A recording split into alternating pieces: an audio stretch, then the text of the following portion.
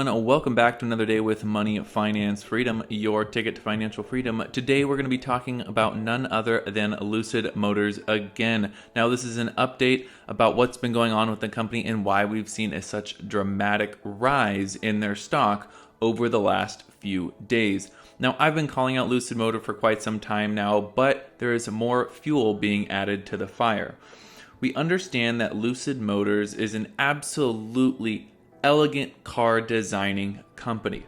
But more than that, they have an extreme amount of engineering tied into their overall vehicle. Their vehicle has a longer drive shaft that's more compact and allows them to alleviate legroom in the overall vehicle. That, coupled with extreme storage in both the front and back of the car, allows it to be more of a utility luxury vehicle. This car is relatively long, which gives it space both in the front and the back, but can be a little bit more difficult to drive. Now, that being said, I'm used to a smaller sedan, but some people do like the large luxury sedan, and that's exactly what this car is. The interior is absolutely beautiful on the car, and that's what investors are noticing. The difference between Lucid Motors and Tesla is that Lucid is aiming for the luxury market. We're actually going to see here in a second the CEO of Lucid mention just that in his interview with CNBC.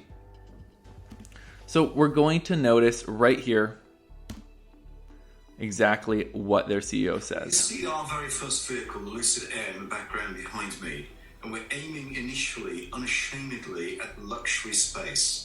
Luxury cars are dominated by the grande marques, Mercedes, Audi, BMW, Porsche, and they all have one thing in common. They're all gasoline. So there isn't an electric luxury car available in the market. That's our first position. But progressively we'll make cars more affordable and we'll increase our volume accordingly. You are going to start rather small, of course, I think. So that's a great note from the Lucid Motors CEO that they will be looking at the overall luxury market and to enter that space. Now, when we're looking at the Lucid Motors vehicle, what we're going to notice is superior design and attention to detail. Their overall concept looks very similar to Tesla's, but with that extra fine tuning on how are their seats formed, how is their dashboard display, and what is the overall ambiance in the vehicle. It has a little bit of a darker luxury, classy tones to it with nice rounded edges. It also has the European style analog touch to it. So similar to Audi and BMW, what we have is the analog type buttons. And what I mean by that is we don't have a lot of dials and we don't have a lot of smooth running transition screens. We do have the main center console, but all of the buttons have a nice click to them. And that's what analog means when referring to the manufacturing of the car. So the overall design of the car, the CEO talking about what their plan is moving into the luxury market, and the overall trend that this stock has had is showing us that there is momentum behind what Lucid Motors is doing, and CCIV is the current frontrunner as far as SPACs go on which company will be taking over the Lucid Motors funding. Now, Lucid Motors already has a lot of overseas funding from Saudi Arabia that allows them to not only produce their factory, but to produce their test models, their marketing advertisements, and overall run their company. They have a lot of cash on hand. So is it make or break for them if they do not go public with CCIV? I don't think it's make or break, but I do think if they want to hit their deadlines perfectly, which is about 30 to 40,000 vehicles, this year, it's going to be relatively difficult without that SPAC merger into the market. They don't have time for an IPO, and I don't think they really have the room or necessity to do more private funding. They need to go public with this company. They need to do it relatively soon, and that's why CCIV is the leading frontrunner in the area. They have the most rumored talks behind them, and that's why we've seen their stock rise. Let's do just a quick analysis of how that stock looks.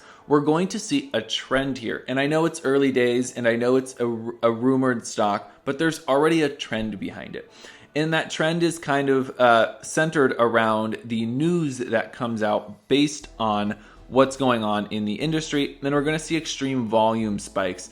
So if we zoom into this pattern right here, on certain days we have much higher volume than others. And of course, that's headline chasing.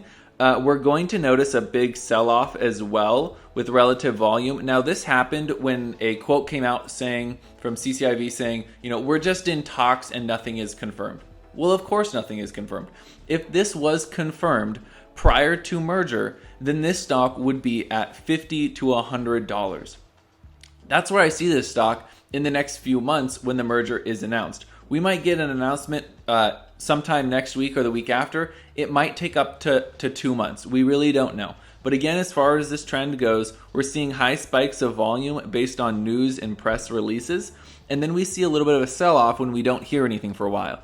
Now, usually you'd be concerned when you see a sell-off, but this is most retail traders saying, I was looking at the wrong thing. I'm not sure about this investment. I'm going to go back to my safer investments. This is a risky play. This stock could easily go back down to $10 where most people got in on it. I believe, however, that there's too much momentum behind it. They already have so much funding that it is going to go through. That, coupled with the fact that institutional buyers have been building up this stock for a long time. Institutional buyers, so non-retail investors, own almost 30% of this stock. And they don't do a lot of investing without research and without a good hunch. And because of that, I believe that this deal is going to go through. Keep an eye on CCIV, guys. Make sure you like and subscribe to this channel. Comment down below what you want to hear more of. Thanks, guys. Remember, guys, not financial advice, just my opinion.